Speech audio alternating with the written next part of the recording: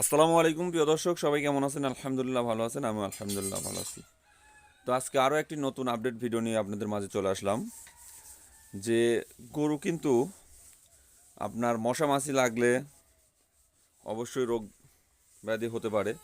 এই জন্য আমার একটা বড় ভাই দেখেন এমন একটা পদ্ধতি করছে যে মশা মাছি তো ঢুকবেই না, এবং গরুকে মশা মাছি কোনোভাবেই কামড়াতে পারবে না, এবং গরুর রক্ত খেতে পারবে না। তো দেখেন গোটাটা গোয়ালি কিভাবে কি সুন্দর করে মশারি দিয়ে ঘিরে দিছে। তো কিছুদিন আগেই সব একসাথে আমরা গরু কিনছিলাম, তো আমাদের মশারি দেওয়া হয়নি। মশারি আছে কিন্তু ওটা ছেঁড়াভেড়ার জন্য মশারি দেওয়া হয়নি। তো আমার বড় ভাই দেখেন কি সুন্দর করে মশারি টাঙিয়েছে। তো আপনারা যারা দুই একটা করে গরু পালেন অবশ্যই এভাবে আপনারা মশারি টাঙাতে পারেন, যাতে মাছি এবং মশার হাত থেকে গরুকে রক্ষা করা যায়।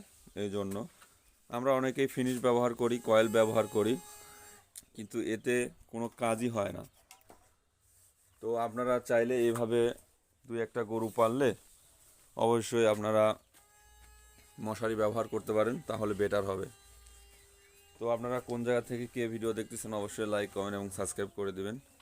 আর আমার চ্যানেলের নতুন হলে অবশ্যই সাবস্ক্রাইব করে দেবেন। তো সবাই ভালো থাকবেন। আল্লাহ হাফেজ। আসসালামু আলাইকুম রহমতুল্লাহ।